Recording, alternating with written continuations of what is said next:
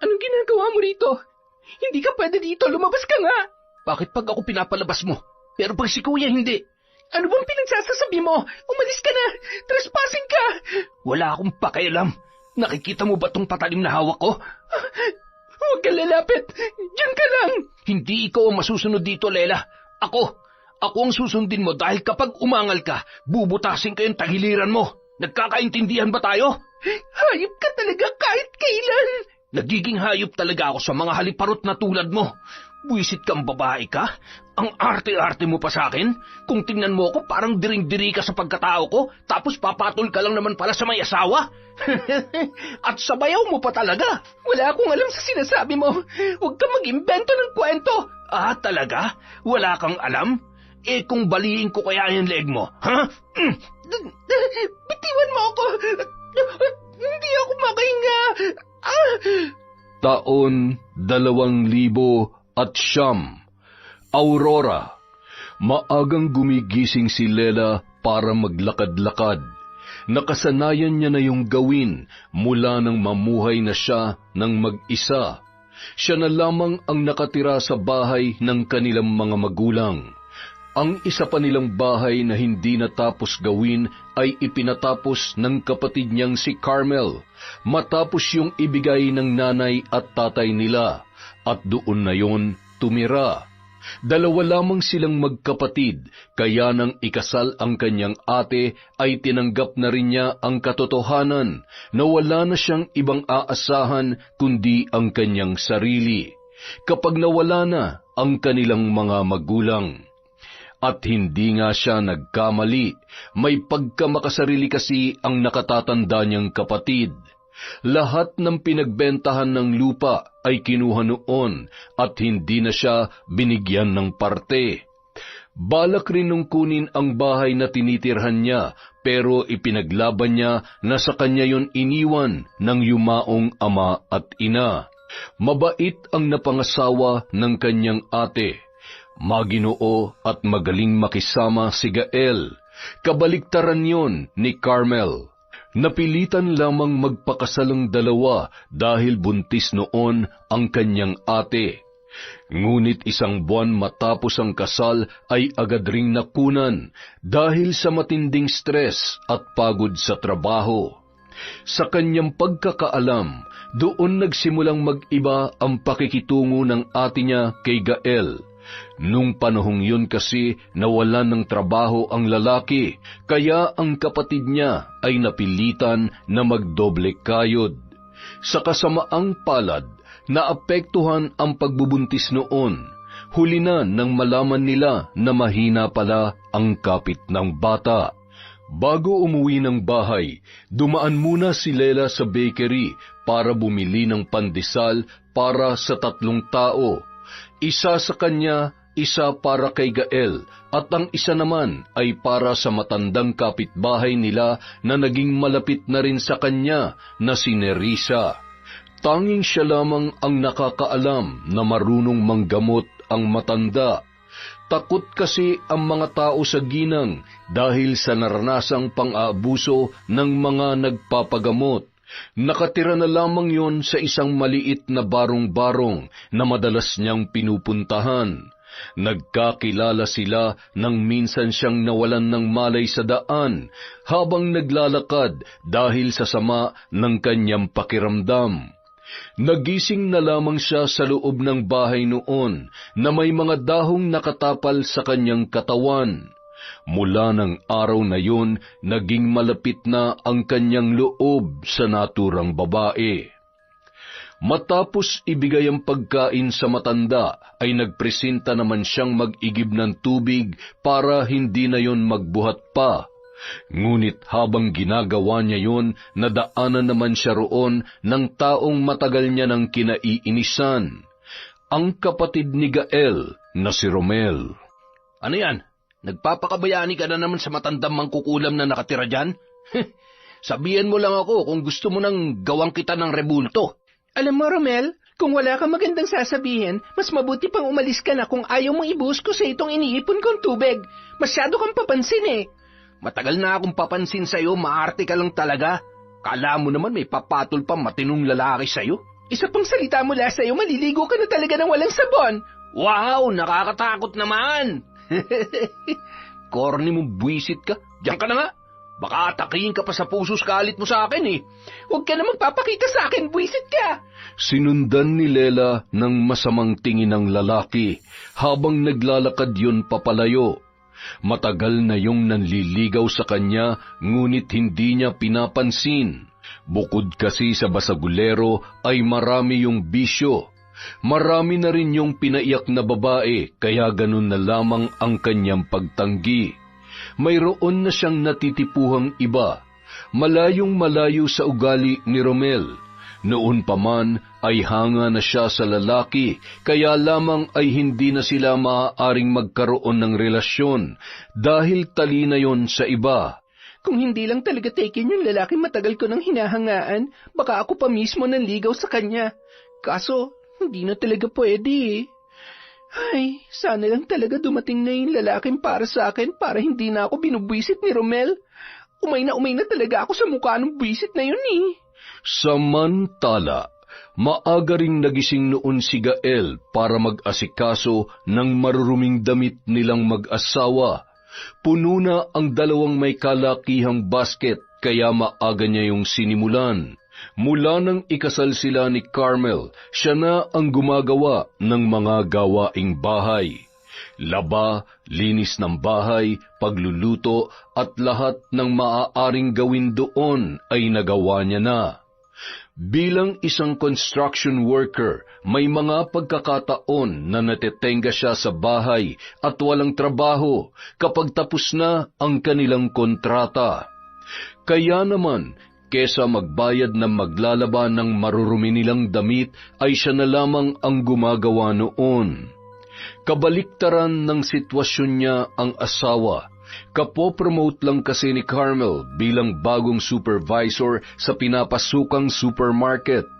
Palaging abala ang babae.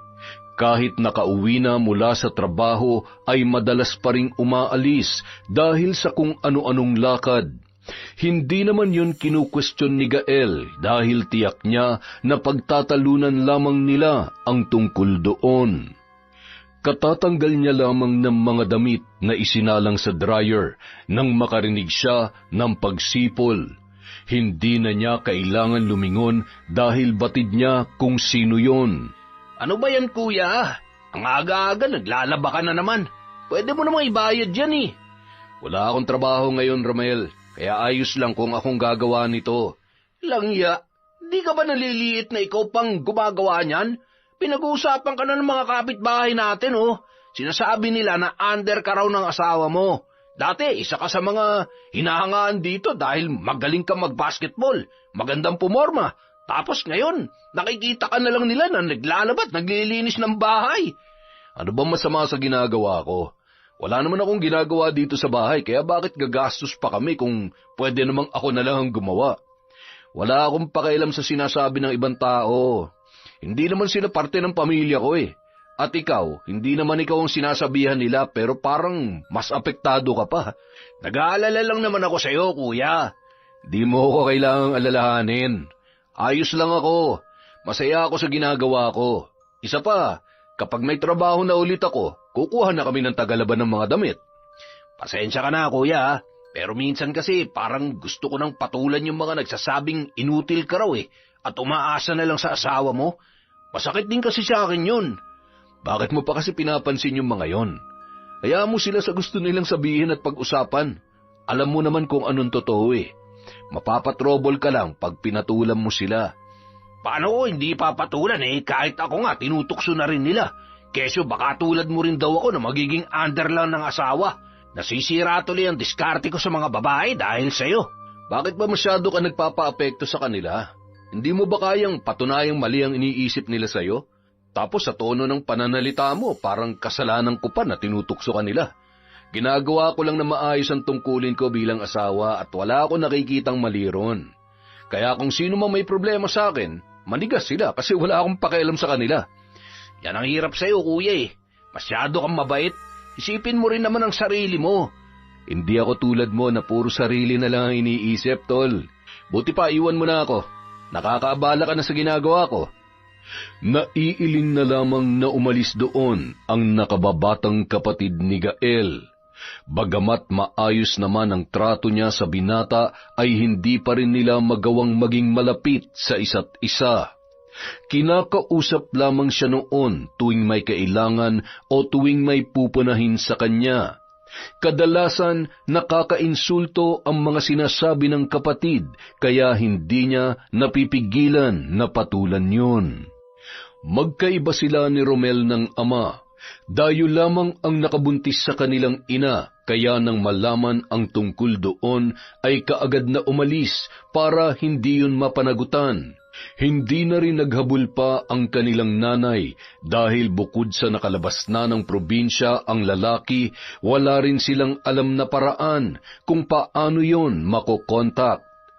Dahil si Gael ang panganay at una ring nagkatrabaho, siya na ang nagtaguyod sa kanilang pamilya, katuwang ng kanyang ina. Ngunit nang pumanaw yon, napilitan na rin maghanap ng trabaho si Romel. Siya naman ay doon na namalagi sa bahay na ibinigay ng mga biyanan niya sa asawa na si Carmel. Magsasampay na sana si Gael nang mapadaan naman ang kanyang hipag na si Lela. Sabi ko na madadaanan ulit kitang naglalaba dito. Grabe, ang sipag-sipag mo talaga. Pandesal gusto mo? Sinobrahan ko na yung binili ko para mabigyan kita. Sino ba naman ako para tumanggi? Di pa kaya ako nag-aalmusal? Sabi ko nga. Teka, wala ba din si Ate Carmel? Wala, hindi siya umuwi kagabi. Nag-overnight sila ng mga kaibigan niya sa pinuntahan nilang resort. Wow, buhay talaga. Buti pa siya nakakapaglakwatsa pa, samantalang ikaw kung hindi nagtatrabaho, naglilinis o naglalaba naman. Hay nako, buti na lang talaga wala pa kayong anak kasi sigurado ako ikaw rin na mag-aalaga. Ayos lang naman kung ako mag-aalaga, pero sa tingin ko, parang ayaw na magkaanak ng ate mo eh.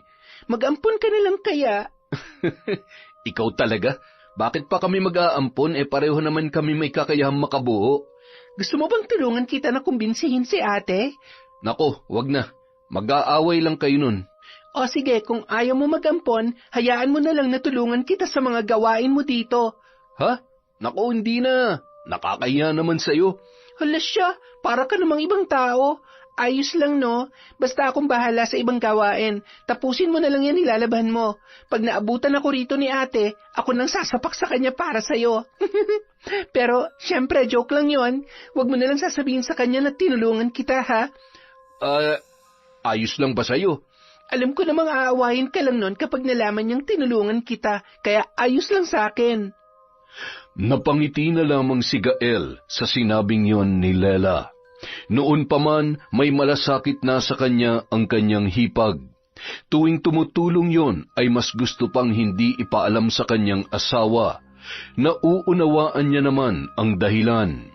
Selosa kasi si Carmel at baka pag-isipan pa ng masama ang dalaga. Napakabait mo talaga, tsaka ang sipag-sipag mo pa. Sarili mo na lang naman ang binubuhay mo pero kayod kalabaw ka pa rin.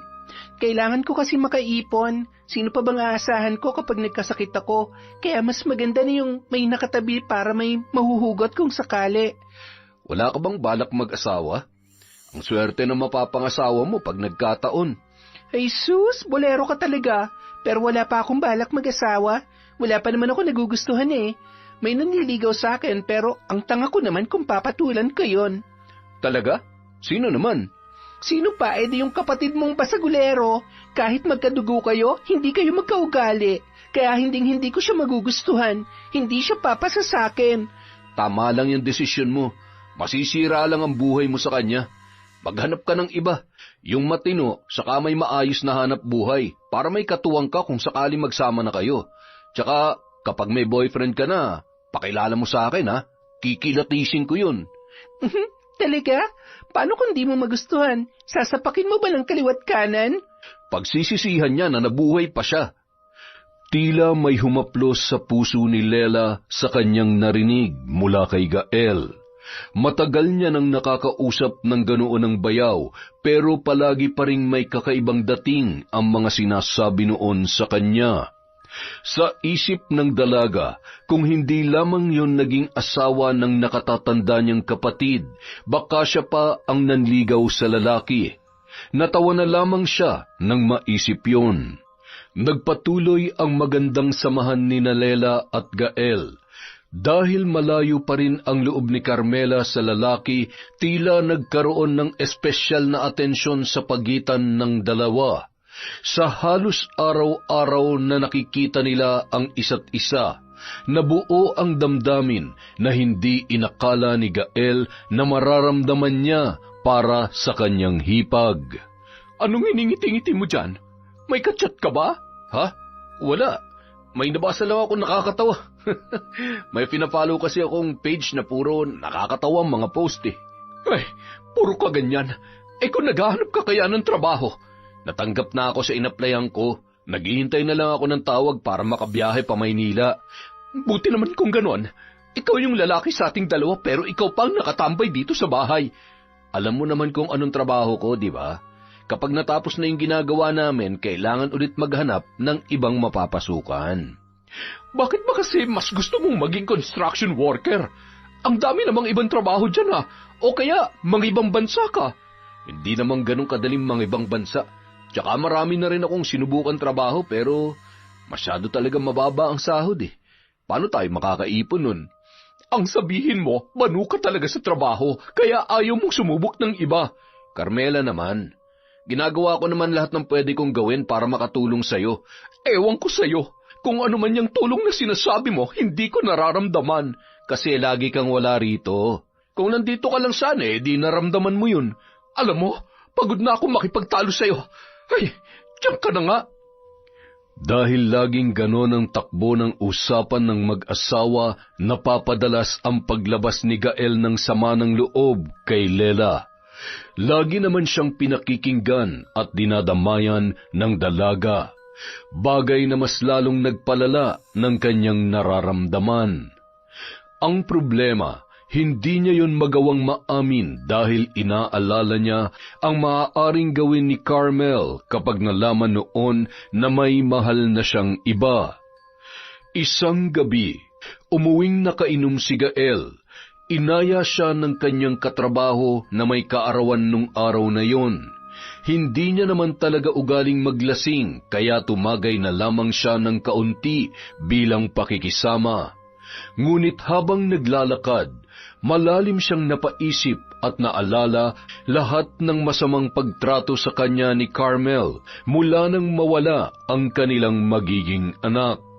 Hanggang sa hindi niya na namalayan na ang daang tinatahak niya ay hindi na pauwi sa kanila, kundi patungo sa bahay ng mga yumao niyang biyanan, kung saan nakatira si Lela. Samantala, naghahanda na noon sa pagtulog ang dalaga nang bigla siyang nakarinig ng sunod-sunod na katok. Kaagad siyang nagtungo roon at nang buksan niya ang pintuan, tumambad sa kanya ang malungkot na muka ni Gael. Napasinghap siya nang bigla na lamang siya noong niyakap ng mahigpit. Sa takot na may makakita sa kanila ay iginiya niya ang lalaki sa loob ng bahay. Ano nangyari? Umiyak ka ba? Ang bigat-bigat ng nararamdaman ko, Lela. Hindi ko na alam ang gagawin. Ha? Bakit? Nag-away na naman ba kayo ni ate? Palagi naman kami nag-aaway. Pero hindi lang yun ang dahilan kung bakit ako naguguluhan ngayon. Ano? Ikaw. Ha? Teka, paano naging ako?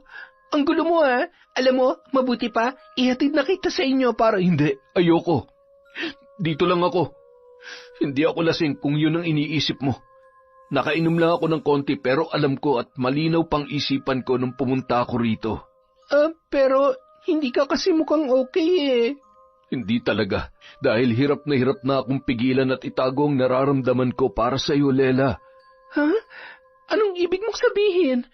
Lela, mahal na kita. Maniwala ka, sinubukan kong pigilan ang sarili ko na maramdaman to. Pinigilan ko kasi iniisip ko na baka magalit ka sa akin pero bahala na. Kung hindi ko pa to sasabihin sa iyo ngayon, baka mawala na ako sa katinuan. Pero may asawa ka na. At kapatid ko pa. Naisip ko na yan bago ako umamin. Pero hindi ko kaya magsinungaling tungkol sa nararamdaman ko para sa iyo. Huwag ka sana magagalit pero ikaw lang ang nagpaparamdam na may tao pa palang kayang magmalasakit sa akin ng ganito. Sa iyo ko naranasan yung pagmamahal na matagal ko nang hindi nararanasan kay Carmel. Baka naman nararamdaman mo lang yan kasi lagi kayo magkaaway ni ate. Lela, hindi. Totoo to. Totoo na mahal kita. Kung mahal mo na ako, malaking problema to. Gulong-gulo ang isip ni Lela nung gabing yun. Kaya hindi nila nagawang pag-usapan ang tungkol sa damdamin ni Gael. Pinauwi na lamang niya muna ang lalaki, ngunit hindi sa paraang itinataboy niya yon. Sa paglalim ng gabi, napag-isip-isip ng dalaga ang nangyari at ang pag-usbong ng nararamdaman niya para sa kanyang bayaw. Kinabukasan, pagkagaling ni Lela sa pagde-deliver ng nilutong kakanin, nagulat siya nang makitang nag-aabang na si Gael sa kanyang daraanan. Bigla siyang nakaramdam ng kaba, yung kaba na hindi dahil sa takot sa lalaki kundi sa takot na masabing pareho lamang sila ng nararamdaman. Napag-isipan niya na yun ng mabuti kaya sigurado na siya sa nilalaman ng kanyang puso. Iiwasan niya na sana ang lalaki, ngunit mas lalo pa yung humarang sa kanyang daraanan. Dahilan para mapasubsob ang kanyang muka sa malapad na dibdib ni Gael. Huwag mo naman akong iwasan ng ganito. Mag-usap tayo. Sige na, Lela. Parang awa mo na. Hindi mo kailangan magmakaawa sa akin. Halika, sumunod ka. Sa bahay na tayo mag-usap. Baka may makakita at makarinig sa atin dito. Tumango na lamang ang lalaki at agad na sumunod sa kanya. Malalaki ang mga hakbang ni Lela na tila iniiwasang makaagaw ng atensyon sa mga makakakita sa kanila. Bakit ba ako pa nagustuhan mo? Dahil ibang-iba ka sa ate mo. Marami pang ibang babae dyan, Gael. Kung ayaw mo na kay ate, hiwalayan mo na lang siya kesa ganito.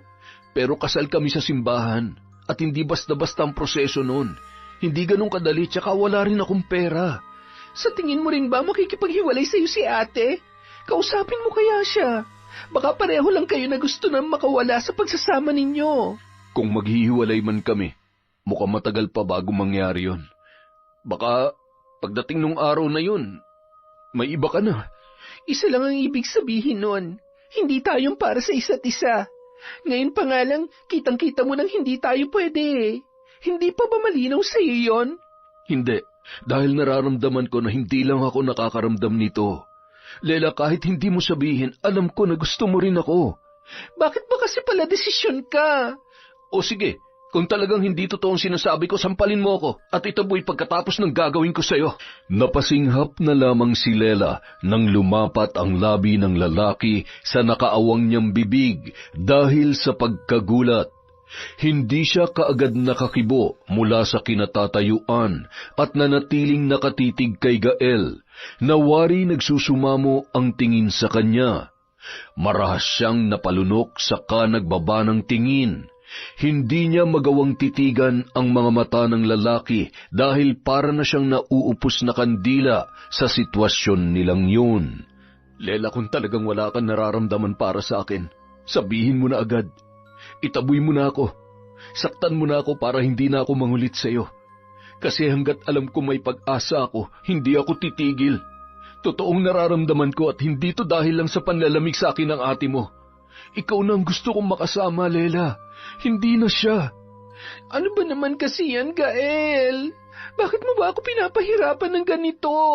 Kung nakontento ka na lang sana na magkaibigan lang tayo, hindi sana. Kung hindi ko to gagawin, baka mawalan na ako ng pagkakataon. Kaya kahit alam kong mali, sumubok ako. Gusto ko lang naman malaman kung anong nararamdaman mo eh. Hindi mo kailangan makipagrelasyon sa akin. Yun lang ang makakapagbigay ng katahimikan sa isip ko, kaya sige na, Lela. Sabihin mo na sa akin kung anong nararamdaman mo. May magbabago pa ba kung sasabihin ko sa'yo na Mahal din kita. Hindi mo rin naman hihiwalayan si Ate Carmel, hindi ba? Kung gusto mo talaga na makawala na ako sa kanya, gagawa ako ng paraan. Basta ipangako mo lang sa akin na ako lang ang lalaking mamahalin mo. Sige, pumapayag ako. Pero kailangan natin mag-ingat. Hindi tayo pwedeng magkita palagi. Pigilan mo ang sarili mo hanggat maaari. At huwag ka magpapahalata kay ate na may namamagitan na sa ating dalawa. Oo, Lela. Gagawin ko lahat ng yan. At sinisiguro ko rin sa'yo na makakawala ako sa kanya. Samantala, habang magkasama sina Lela at Gael, abala rin noon si Carmel kasama ang mga barkada sa bahay ng pinakamapera sa kanila. Tuwing matatapos ang trabaho ay nagkikita-kita sila doon para uminom at magsaya.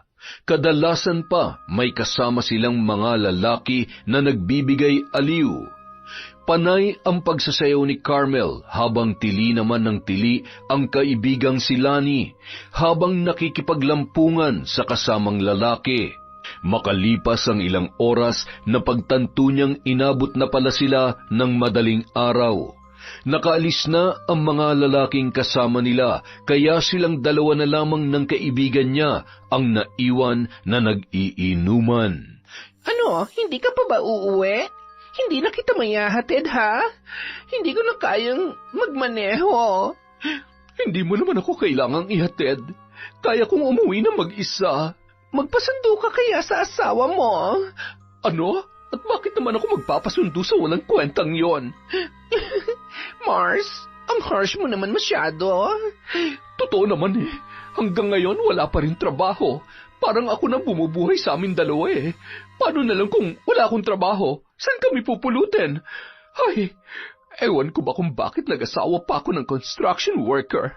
Sana pala sinagot ko na lang yun naniligaw sa akin na engineer. Kahit medyo may edad na, mukhang responsable ng mga asawa. Responsable nga lang ba ang hanap mo? O yung makapalang pitaka? Huwag ka na magkaila sa akin. Kilalang kilala kita, Mars. Kung matinong asawa lang naman kasing hanap mo, meron ka na eh. Mabait naman si Gael. Masipag. Wala ka nang gagawin sa bahay niyo pag-uwi kasi natapos niya ng lahat. Yun nga lang, ayaw natin ng walang pera. Magastos tayo eh. Hindi ko nga alam kung bakit nagsasama pa rin kami ngayon. Eddie, hiwalayan mo na kaya? Para ano? Para maging usap-usapan kami sa amin? Nako, marami silang kamag-anak doon na chismosa. Sigurado ako na gagawan nila ng issue kung bakit kami naghiwalay. Saklap naman pala ng buhay mo, Mars. Hirap ka makawala. Pero ito ha, seryosong tanong. Mahal mo pa ba ang asawa mo? Hindi na. Matagal na akong walang nararamdaman sa kanya. Nagsasama na lang kami dahil kasal pa rin kami. Nakakainis nga eh. Ganap na ganap pa rin siya sa pagiging asawa niya sa akin. Ni hindi ko nga siya matingnan gaya ng dati eh. Bakit ba kasi pinatatagal mo pang pagsasama niyo kung ganyan din naman pala mangyayari? Nako, Marsa, ang daming lalaki dyan. Hindi mo sila kailangan makarelasyon. Hindi ka matatali sa kanila. Kaya kung ako sa'yo, makikipaghiwalay na talaga ako kay Gael. Sayang siya pero pas talaga sa walang pera. Mag-aalas 4 na ng madaling araw nang makauwi si Carmel. Ngunit nagtaka ang babae nang sumalubong sa kanya ang matinding katahimikan pagpasok niya sa bahay. Nagpalinga-linga siya sa paligid habang hinahanap ang kanyang asawa. Ngunit kahit nakarating na siya sa kabilang kwarto ay wala pa rin doon si Gael. Naiiling na lamang siyang pumasok sa kanyang kwarto para magpahinga. Nagpasalamat na lamang siya na hindi niya na kailangan pang harapin ang lalaki dahil wala siyang ganang makipag-usap doon. Sa paglipas ng mga araw, naging kapansin-pansin kay Carmel ang madalas na pag-alis ni Gael at ang pagiging tila hindi na apektado noon sa lamig ng kanyang pakikitungo.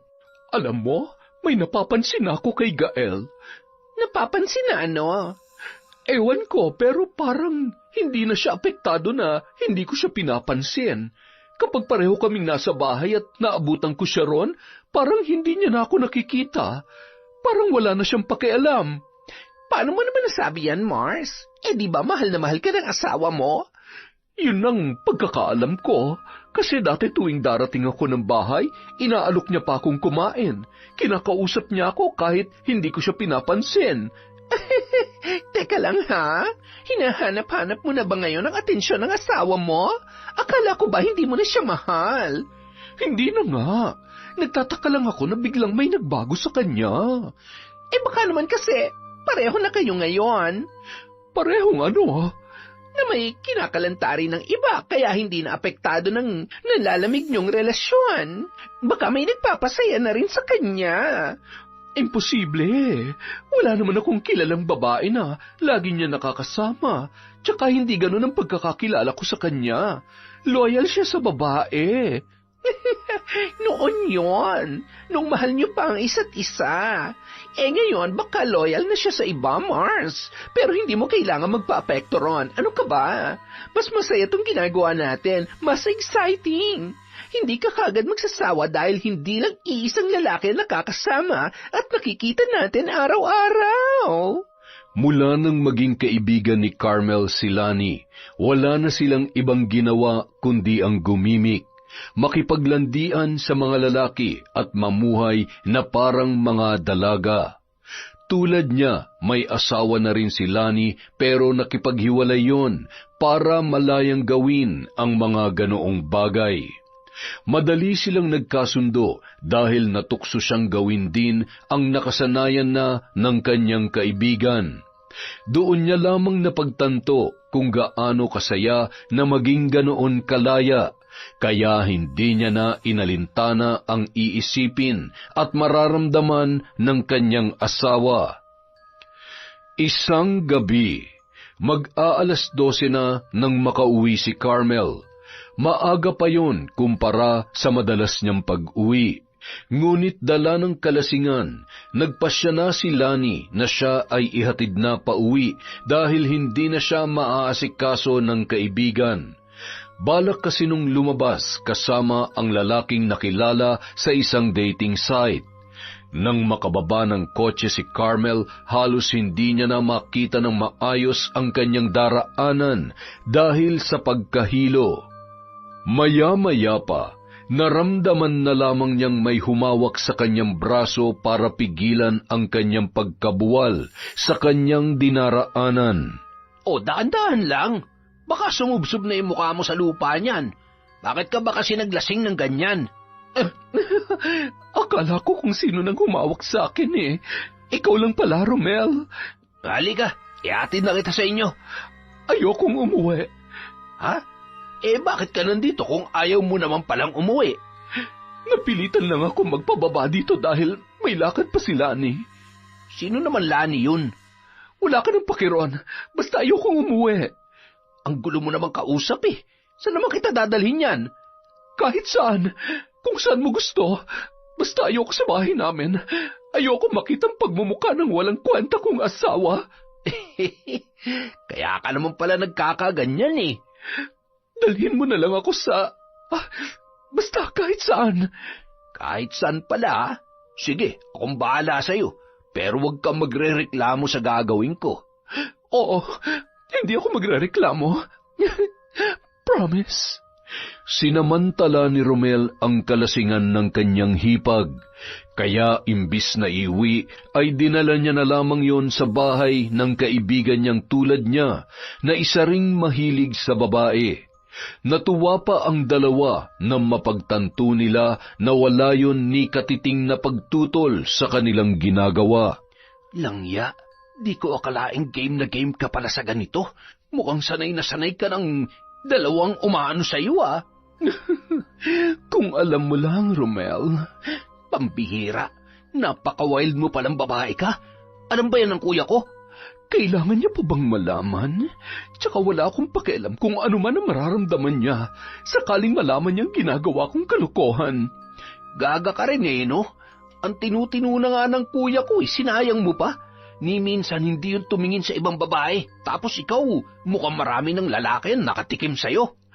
Maikli lang kasi ang buhay. Ano ka ba? Hindi magiging masaya kung ikukulong ko lang ang sarili ko sa boring na relasyon namin ng kuya mo. Minahal ko naman siya noon eh. Pero hindi na ngayon. Ayoko na sa kanya. Ganun ba? E di kung ayaw mo na sa kanya, sa amin ka na lang.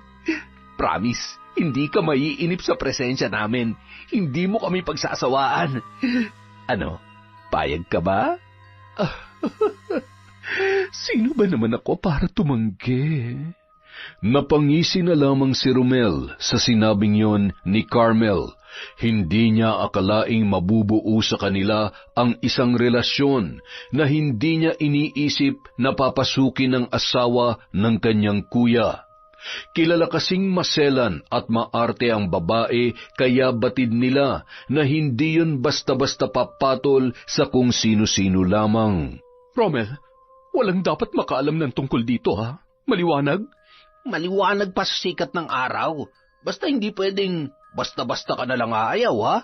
Alam ko, pero ang kapalit nun, ititiko mo yung bibig mo. May isa pa sana akong hihilingin sa'yo, eh. Ano yon? Baka naman pwede mo akong bigyan kahit pang-inom lang. Ano? Napaligayan na nga kita, hihingi ka pa sa akin ng pang-inom? Masyado ka naman yatang sinuswerte. Maliit lang naman na halaga yun. Sa lagay mo ngayon, mukhang paldo ka na eh. Kaya sige na. Promise, mananahimik ako. Tikom ang bibig ko sa lahat at walang makakaalam ng ginagawa natin. Ipagtatanggol pa kita sa mga tsismosa rito. Talaga? Siguruhin mo lang na kakayanin mong linisin ang pangalan ko, ha? Oo naman. Magtiwala ka lang. Oh, heto. Tama na muna yung 500. Ay, pwede na to. Salamat, Ate Carmel, ha? Dahil maliwanag na nung mga oras na yun, gumawa ng paraan si Romel kung paano makakalabas ng bahay si Carmel na walang ibang makakakita na galing siya doon. Pagdating niya sa bahay, nagulat siya nang madatnan si Gael na prenteng nakaupo sa sala habang nanonood ng telebisyon. May pagkain ba tayo dyan? Hindi pa ako nagluluto. Ano? Bakit hindi pa? Ako lang naman ang kakain eh. Ang alam ko kasi, hindi ka uuwi ngayon. Parang hindi ka na nga rito nakatira eh. Busy nga ako, di ba? Busy? Saan? Sa trabaho pa rin ba yan? O baka naman may iba ka ng pinagkakaabalahan? Ano bang pakialam mo? Oo nga pala. Wala nga pala dapat akong pakialam dahil kahit nagsasama pa tayo, matagal mo nang ipinaparamdam sa akin na hindi mo na ako asawa. Ano, gusto mo na ba makipaghiwalay? Sabihin mo lang dahil handang-handa na ako, Carmel. Wow! Bakit parang sa ating dalawa ikaw pang sabik na makipaghiwalay? Bakit, Gael? May iba ka na bang babae?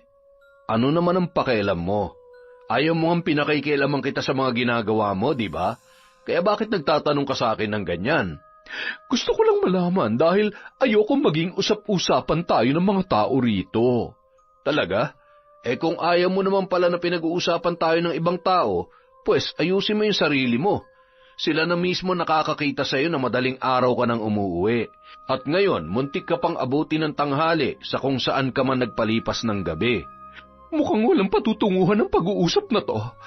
Wala talaga kung lagi mong iiwasan na pag-usapan ng problema. Ikaw kasi ang problema sa ating dalawa. Napabuntong hininga na lamang si Gael sa inasal ng kanyang asawa. Hindi na lamang siya sumagot para hindi na mas lalo pang lumala ang away nilang dalawa. Ngunit may parte sa kanya na nakukonsensya dahil hindi niya pa magawang sabihin sa asawa na gusto niya nang makipaghiwalay. Habang tumatagal, humahaba rin ang panahon na niloloko niya si Carmel. Sabado ng umaga, kasalukuyan nagluluto ng almusal si Lela nang maramdaman niyang may yumakap sa kanyang bewang. Hindi niya na kailangan pang lumingon nung mga sandaling yon dahil alam niya kung sino ang naroroon. Ang aga mo naman yata ngayon. Gusto ko kasing matikman ang luto mo eh. Yun lang? Parang hindi naman. O sige, sasabihin ko na kung bakit. May trabaho na kasi ako sa susunod na linggo. Sisimulan na raw yung gagawing building sa Maynila. Ibig bang sabihin, dun ka na muna hanggang matapos yung trabaho nyo? Oo, pero pwede naman akong umuwi tuwing linggo. May motor naman ako eh. Hindi ba masyadong nakakapagod yon? Malayo tong lugar natin tapos kailangan mo pang bumalik kinabukasan para pumasok sa trabaho. Kung para sa'yo, kayang-kaya ko. Pwede naman tayong buwan-buwan na lamang magkita. Hindi ko kaya yun, Lela. Yung isang linggo nga lang, mahirap na sa akin eh. Paano pa kaya kung isang buwan? Tsaka mahirap na, baka mamaya may umali-aligid sa'yo rito. Hindi na kita mababantayan.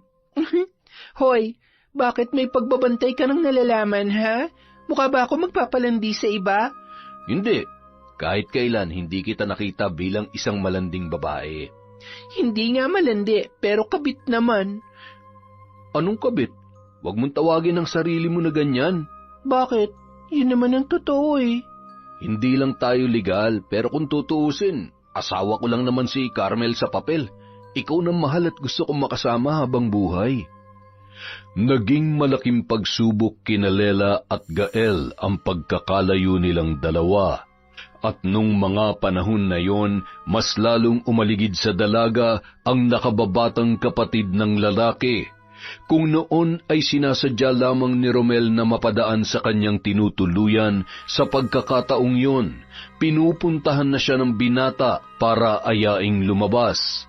At mukhang wala yung balak na sumuko sa babae. Nakarating naman kay Carmel ang tungkol sa ginagawa ni Romel na pagporma sa kanyang kapatid na si Lela. Sa hindi maunawa ang dahilan, nakaramdam siya ng matinding pagkairita sa kanyang natuklasan. O ate, napadaan ka. May kailangan ka ba? Wala. Gusto ko lang silipin tong bahay kung naaalagaan ba ng maayos. Palagi naman ako naglilinis dito. Nangako ako kina nanay at tatay noon na hindi ko pababayaan tong bahay kaya... Baka naman nagpapapunta ka na ng kung sino-sino rito. Ha? Nako, hindi. Hindi ako basta-basta tumatanggap ng bisita, maliban na lang kung kamag-anak natin. Huwag na tayong maglokohan, Lela. Wala naman tayong kamag-anak na bibisita rito. May nakarating na balita sa akin. Pinupuntahan ka raw dito ni Romel. Si Romel?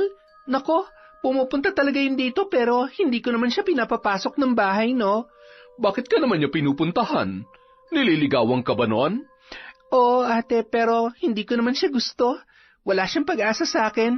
Hindi ko papatulan ng isang kagaya niyang basagulero at walang pangarap sa buhay. Wow! Makapagsalita ka naman, parang napakataas na ng narating mo. Ate naman, bakit parang ipinagtatanggol mo pa siya? Anong gusto mo, patulan ko si Romel na para bang wala ng ibang lalaki sa mundo? Di bali na lang na tumanda akong dalaga, sakit lang ng ulo yon. Bahala ka kung saan man ang gusto mong gawin. Huwag ka na lang gumaya sa akin na nag-asawa ng walang kwenta. Pagsisisihan mo talaga.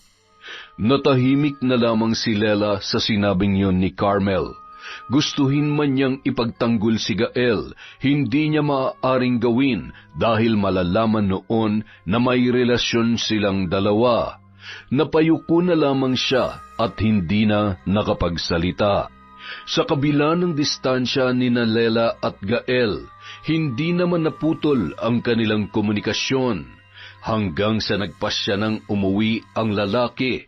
Ngunit imbis na dumiretso sa bahay ng asawa, doon siya tumuloy sa bahay ng kanyang hipag.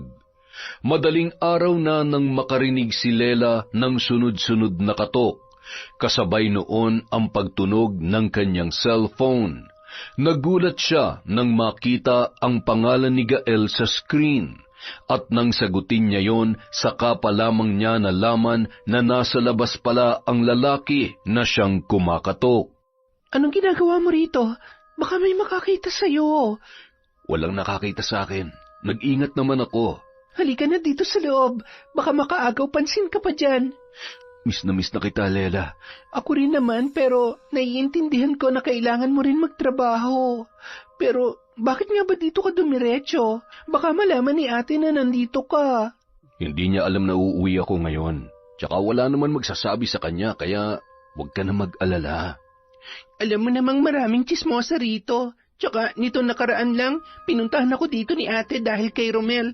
Bakit daw ako nagpapapasok ng ibang tao rito? Ano? Pinuntahan ka ni Romel? Anong ginawa niya sa'yo? Wala naman siyang ginawa sa akin. Pumunta lang siya para mangulit pero di ko naman pinapasok. Sa susunod na puntahan ka niya, pwede bang wag mo na siyang kausapin o harapin? Natatakot ka ba na baka magkagusto rin ako sa kanya? Hindi. Natatakot ako na baka may gawin siyang masama sa'yo. Hindi yun mangyayari dahil hindi ko rin naman yun hahayaan. Kaya huwag ka mag-alala.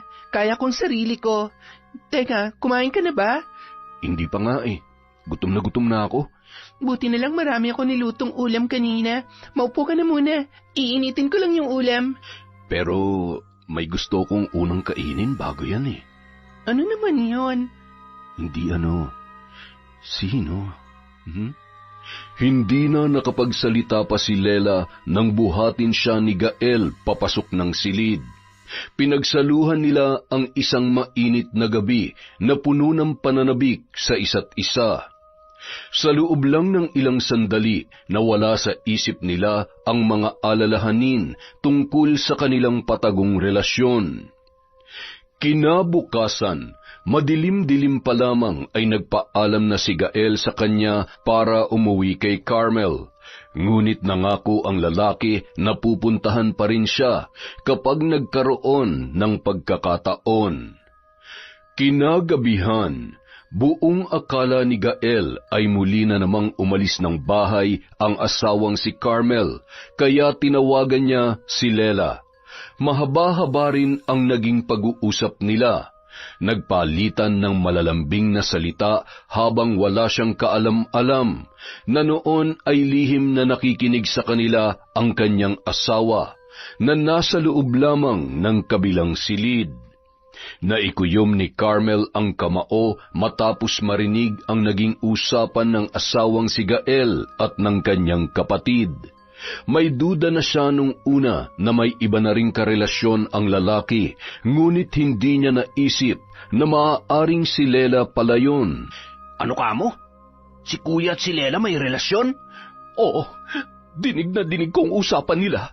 Hindi ako maaaring magkamali dahil malapit silang dalawa ng kapatid ko. Di naggantihan pala kayo ng asawa mo. Tindi ng karma, no? Sa lahat ng babaeng pwede niyang makarelasyon, yung kapatid mo pa talaga. Huwag mo nga akong tawanan. Teka, bakit para naiinis ka? Huwag mong sabihin nagseselos ka pa sa kanila.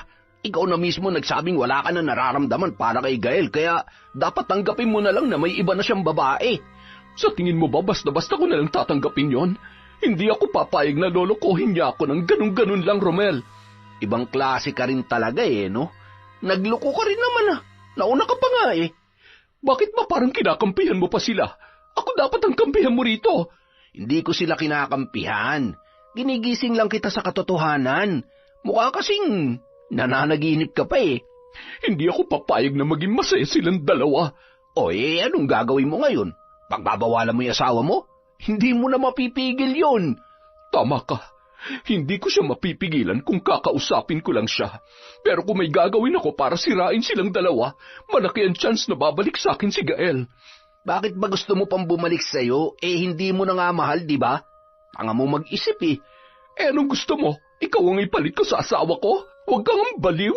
Kung insultuhin mo ako, ganun-ganun na lang Huwag ka na makikipagkita sa akin Alam mo naman kung ano lang ang meron tayo, di ba?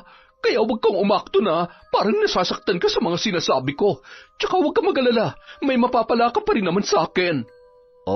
Ano naman yan? Babayaran kita katumbas ng 1 buwang sahod ko, pero may ipapagawa ako sa iyo. Natahimik si Romel sa alok na yon ni Carmel. Hindi niya inaasahan na ipapagawa yon sa kanya ng babae. Ngunit dahil malaki-laki ang halagang matatanggap niya kung sakali, ay hindi niya na yon tinanggihan pa. Samantala, katatapos lamang maglaban ni Lela nang pumasok siya sa kusina.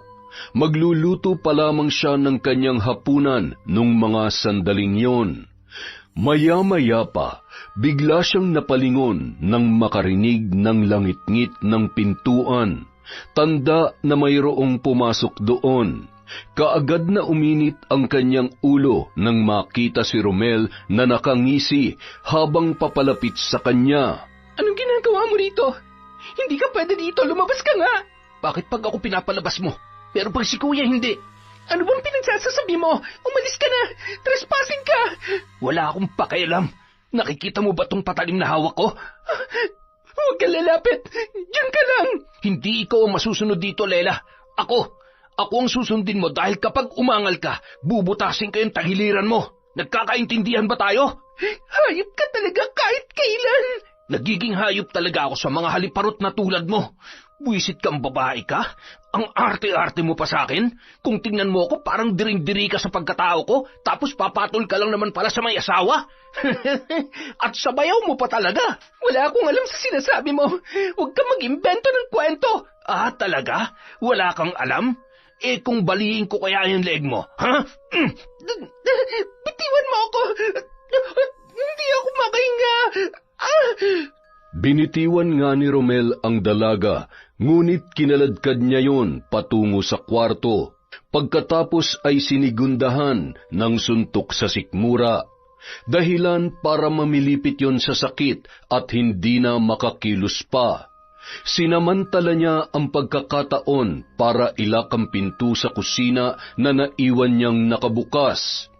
Pagbalik sa silid, binusalan niya ang bibig ni Lela at pinagsamantalahan. Nagpumiglas at nanlaban pa rin ang dalaga sa kabila ng panghihina.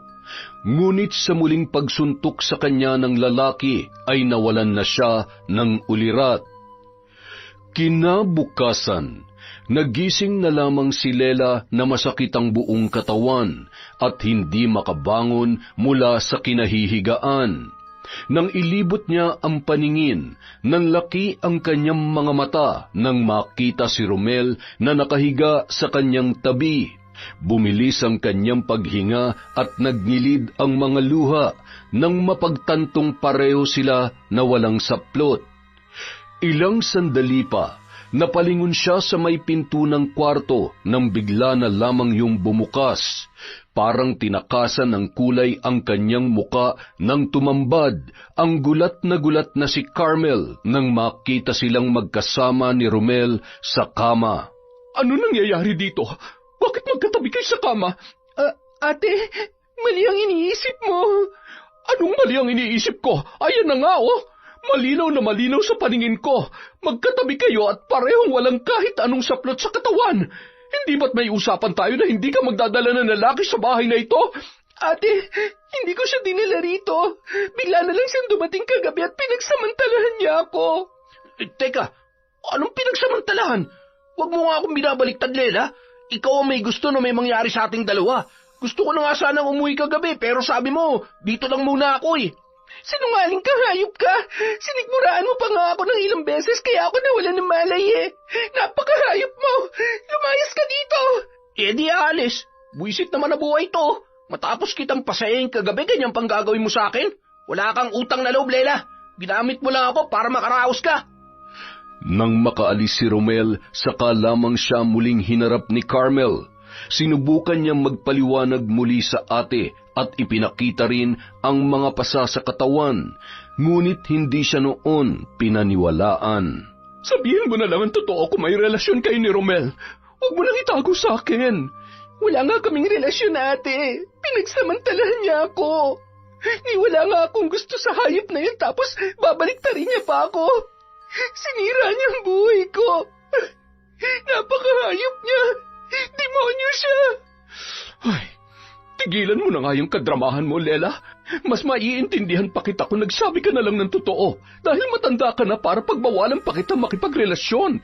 Pero ang akin lang, huwag mong bababuyin tong bahay na iniwan sa atin ni nanay at tatay.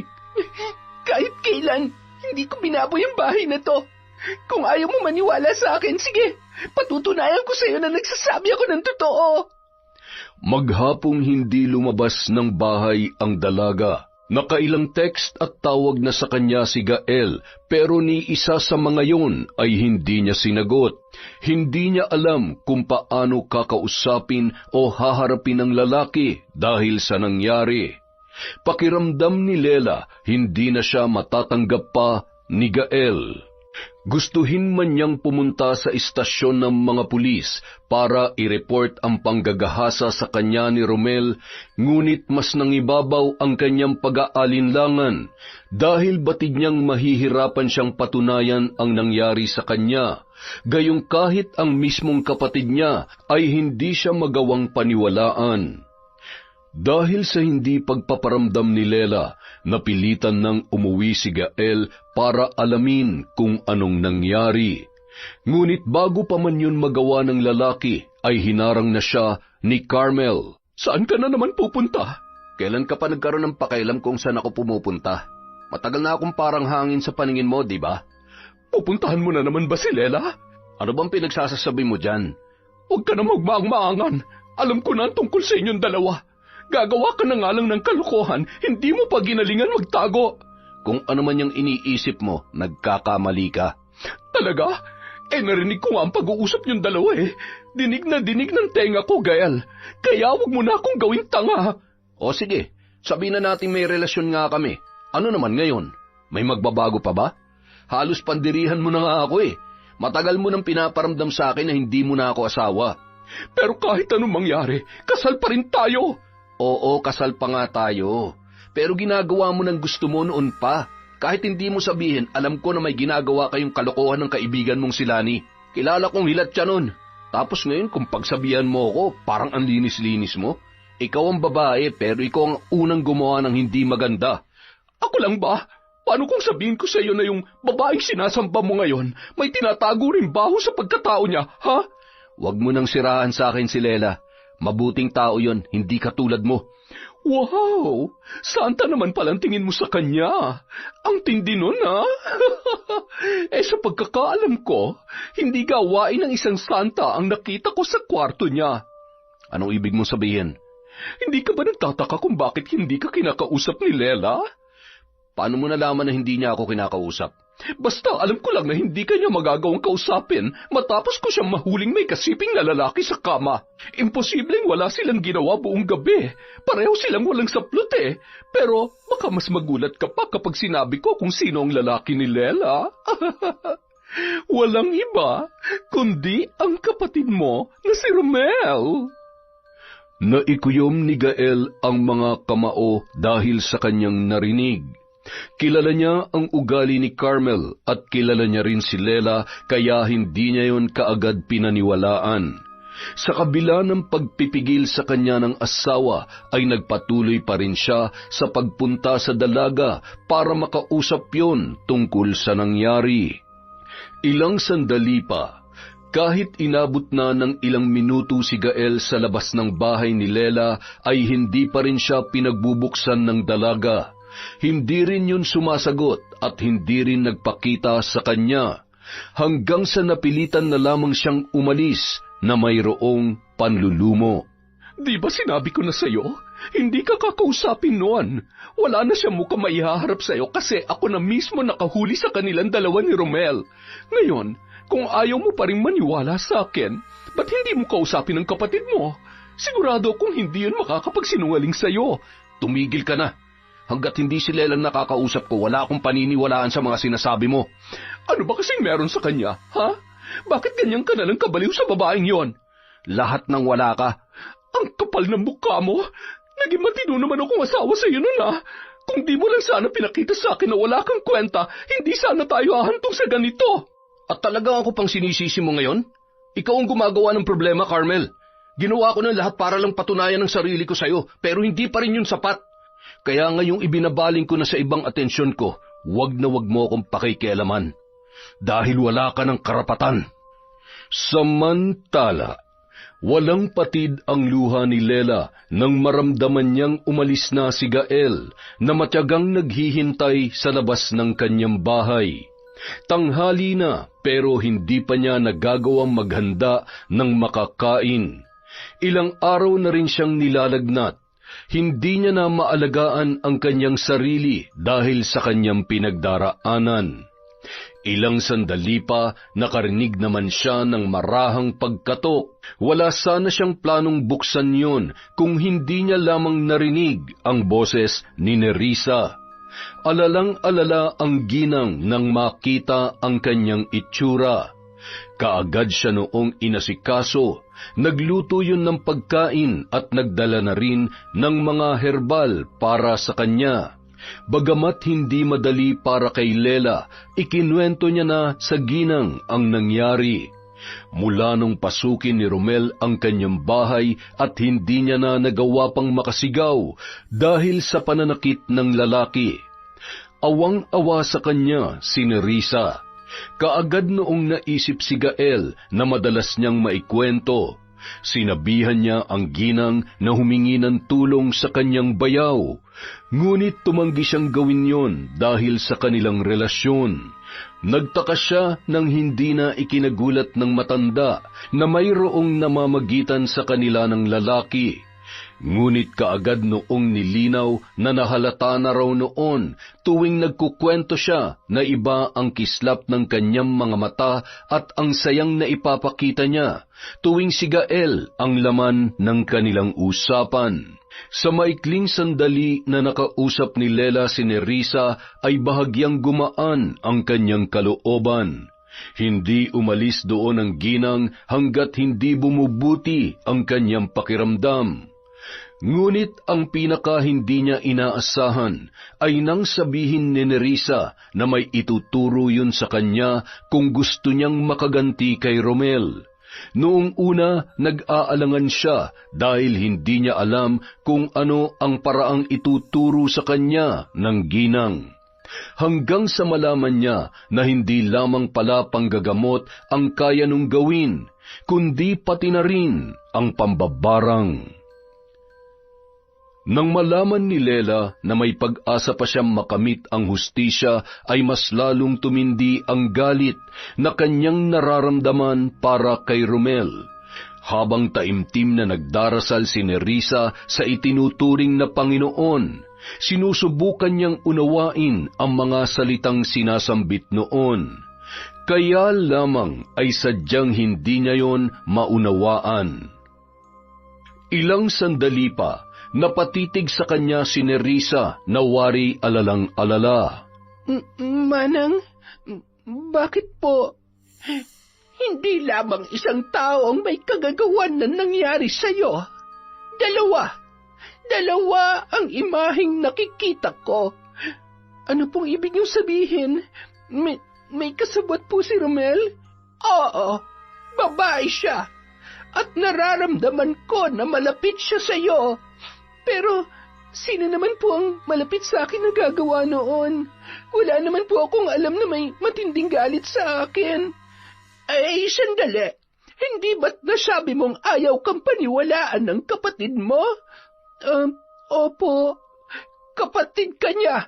Pero imbis na tulungan at damayan, ipinahiya ka niya at mas pinaniwalaan ng ibang tao. Hindi ka ba nagtataka kung bakit bigla na lamang siyang dumating dito noong araw na yon?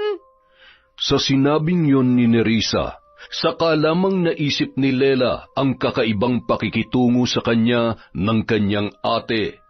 Nang pinagdugtong-dugtong niya ang lahat ng pangyayari mula sa pagiging mas pabor sa kanya ng kanilang mga magulang, sa pagiging malapit nila ni Gael, at ang posibilidad na alam na ni Carmel na may namamagitan sa kanila ng kanyang bayaw, ay saka pa lamang niya naisip na tanging ang kapatid niya lamang ang may motibong gawan siya ng masama. Nabuhay ang galit sa puso ni Lela at yon ang pinanghawakan niya para subukang aralin ang pagsasagawa ng ritual. Pagbabayarin ko ang lahat ng sumira sa buhay ko.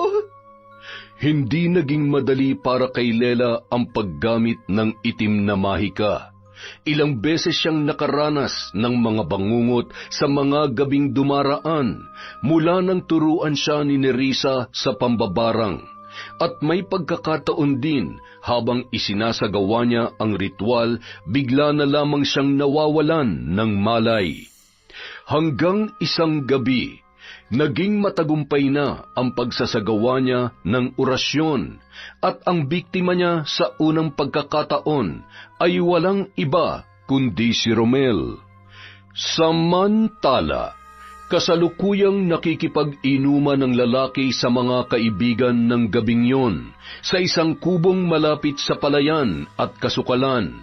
Pahingahan yon ng mga magsasaka tuwing tirik na tirik ang araw, kaya sa gabi walang gumagamit noon. Tuwing nagkakayayaan, yun ang nagsisilbi nilang tambayan. Nakakagamit sila ron ng ipinagbabawal na gamot nang walang nakakakita sa kanila. Ilang sandali pa, bigla na lamang sumakit ang tiyan ni Romel, kaya nagpaalam siya sa mga kaibigan na didiskarte muna para makapagbawas. Pinagtawanan pa siya ng mga yun dahil sa kanyang sinabi.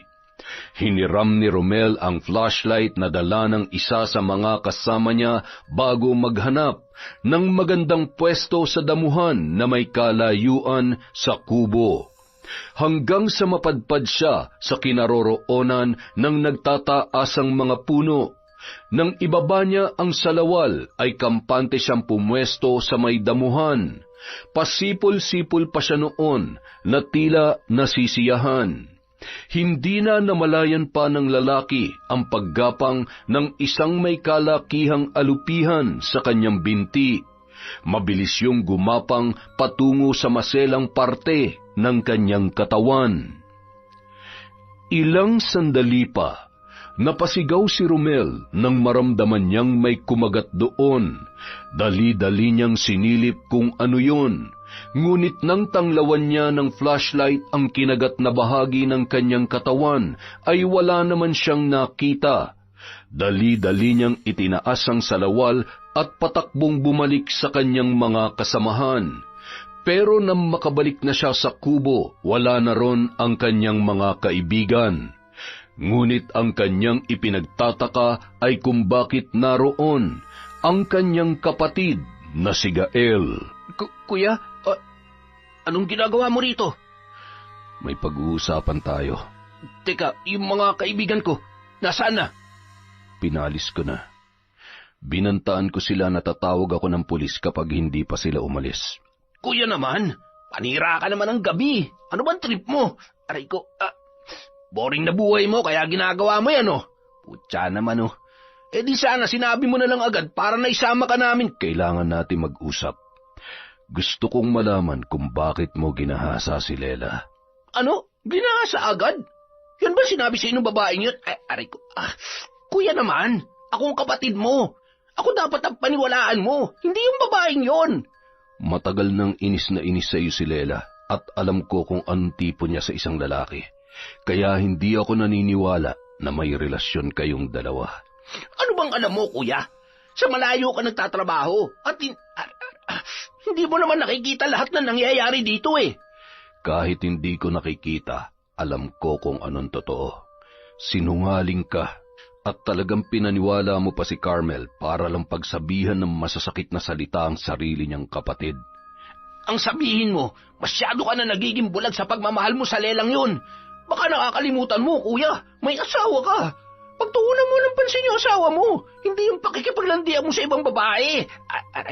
Hindi ka talaga aamin? Sige, yan ang desisyon mo, ha? Huwag na huwag kang hihingi ng tulong sa akin kapag dumating na ang karma mo. At hindi rin ako mananahimik lang. Gagawa ako ng paraan para managot ang dapat managot sa nangyari kay Lela. Eh di gawin mo, magsama kayong dalawa mga buwisit. Aray ko.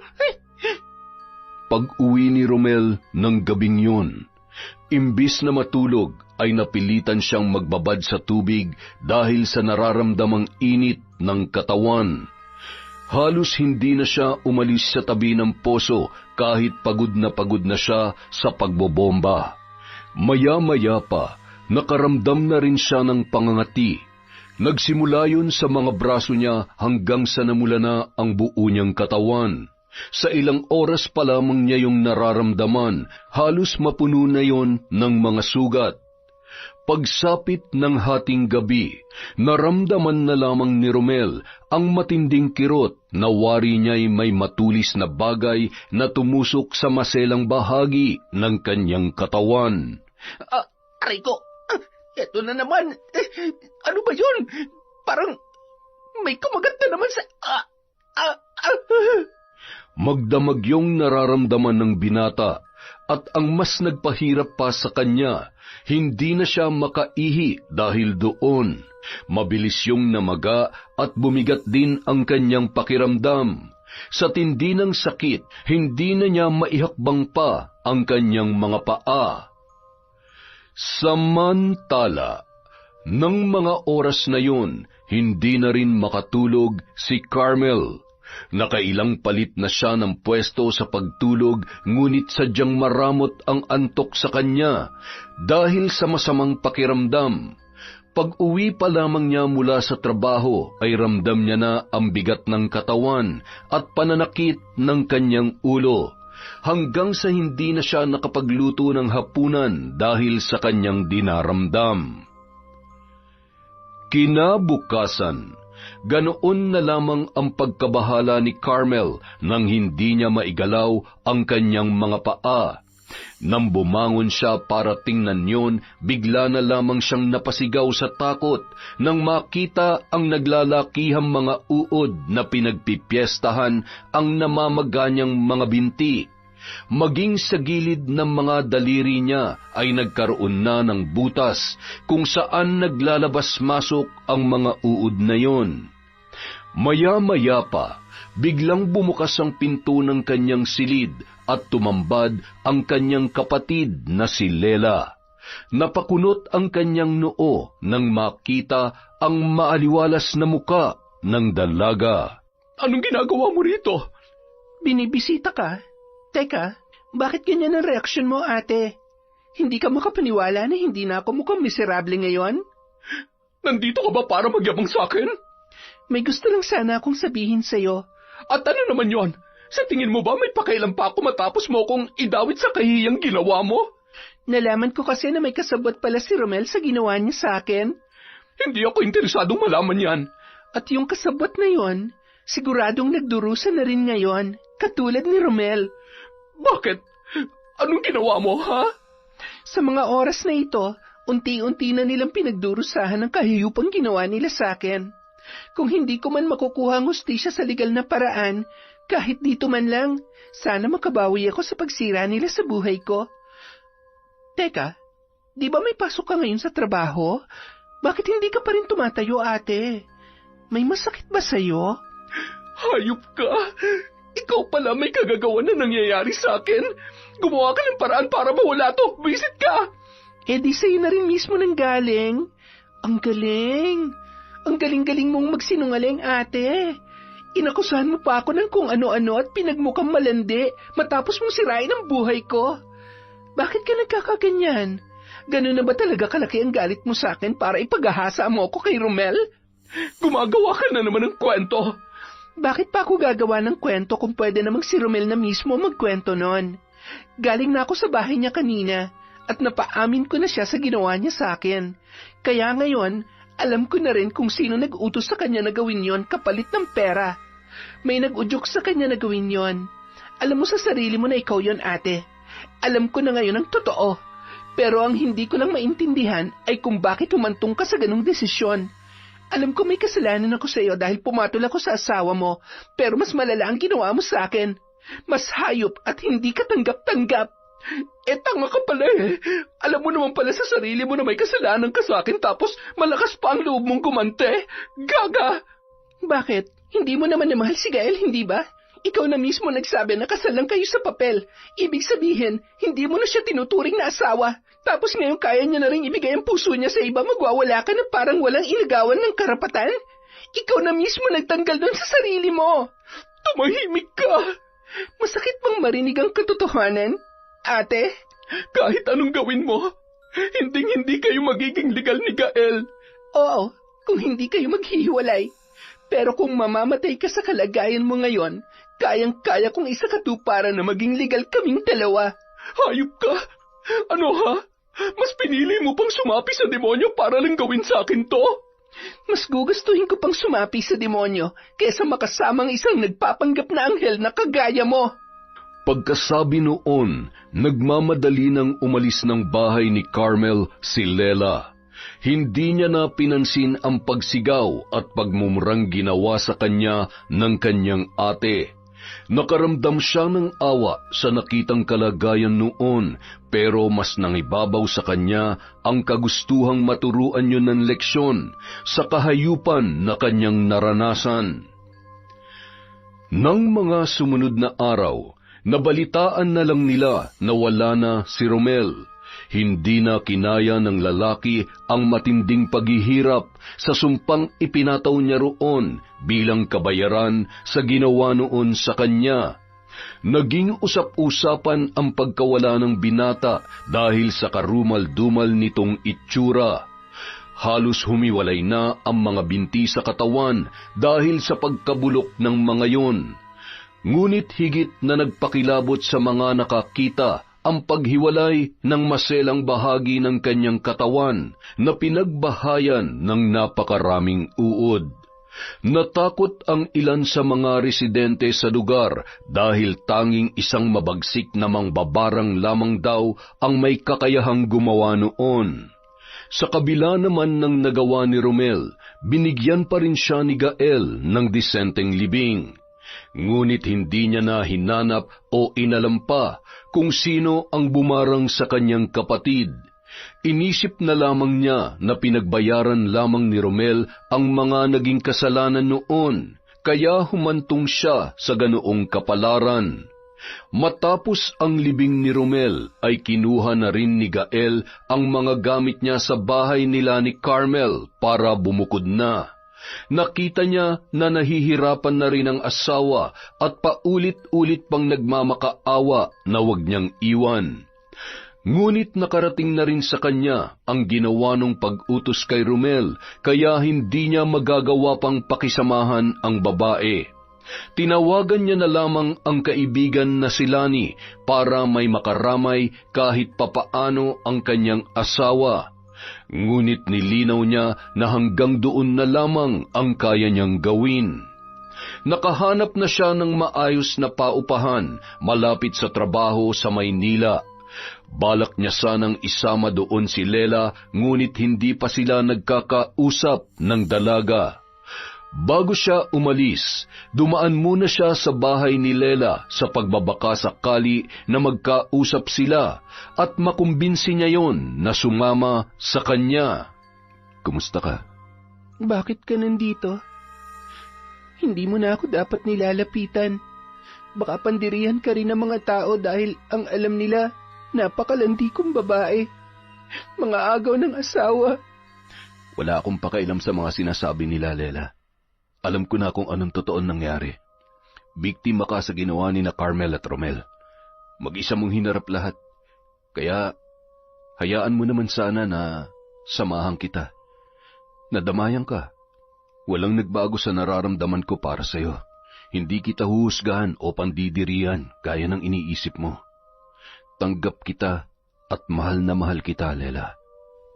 Hindi na nakapagsalita pa ang dalaga nang yakapin siya ni Gael ng mahigpit para iparamdam na hindi siya iiwan ng lalaki kahit anong mangyari.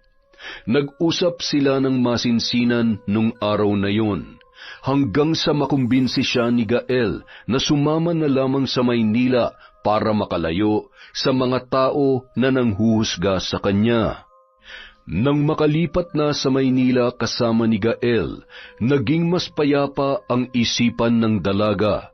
Wala na siyang naging balita pa kay Carmel mula nang sila ay umalis. Basta ang alam niya, nagsagawa ng orasyon si Nerissa para bawiin ang sumpa na ginawa niyang pambabarang. Ayaw niya na kasing balikan pa ang gawaing yon dahil batid niyang hindi rin yon ikatutuwa ni Gael. Nagawa man niyang kumapit sa dilim para makamit ang hustisya, hindi naman niya inabuso ang natutunang kakayahan. Pinili niya rin na manatili na sila lamang ni Nerissa ang nakakaalam tungkol doon. Itinuon na lamang niya ang atensyon sa pagbuo nila ni Gael ng sarili nilang pamilya. Araw-araw, ipinararamdam sa kanya ng lalaki kung gaano siya kamahal at pinahahalagahan. Doon siya nakaramdam ng kalayaan. Doon niya rin naranasan na mahalin ng lalaki na itinitibok ng kanyang puso, na walang naririnig na kahit ano paman na panghuhusga. Yun! Napakaganda naman nun, anak ng teteng. Haha! Dahil dyan, meron po tayong shout-out. Simulan po natin kay Christine Victorino, kay Cherry, kay Klekle, Princess at Tonton from Antonio Ortenes Jr. Hi po kay Finky Rusi 14, kay Azenar Noriv, sa Alvarado family at kay Annaliza Alvarado, kay Febe Rañada Toledo. Hi po kay Cristina Peru, kay Ray Buendia, Billy Ray, Jenny May from Lucy Buendia. Hi din po kay Maria Cecilia Aventurado, kay Queenie Domini at Ador Kalubayan from Adorio Tonight.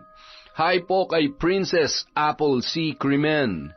Hi kay Kim Legaspi, kay Janmer Garcia, Jimmy Tan, Hayashi Megan, Ami Viray, Hilario Patra Jasmine. Hello din po kay Sydney Crosswind, kay Rowena Dumanat, kay Jonah Lopez, Bachansila. Hello po kay Yasi Gem Channel from Singapore. Hi kay Mami Risa, kay Mercy Grace Sioting, kay Weng Orasyon, May Fugaban, Neneng Leonora, Elizabeth Dungka, kay Grace Manego, Manny Maniego, Annabel Villa, kay Edgardo Fontanilla, kay Jessica Sobremonte, kay Cherry Mukbang ASMR. Hello po kay Elsa Aquino, Vicky Yabut at sa Yabut family, kay Christiel Mamado, kay Betty Velasco. Hi po kay Jomer Master Jr., kay Michael Angelo Pogi ng Bakery ni Mercy. Hello din po kay Eliza, kay Corazon Ingay, kay Roslyn Jimenez. Hi kay Lady Dam, kay Freya Sai at Mikay Candido from Lola Rosemary Casonete. Hello po kay Jency, kay Jenna, kay Juliana, kay Jairel, Michael at Jairine from Josephine Beroya. Hello po sa Nagas, Rosero, Diez, Barbolino at Capisnon family of Masbate from Juliet Capisnon. At syempre sa Camerino at Falyarcuna family of Dasmariñas, Cavite from Edna Camerino. Maraming salamat po ulit sa walang sawang pagsuporta sa Kwentong Enteng.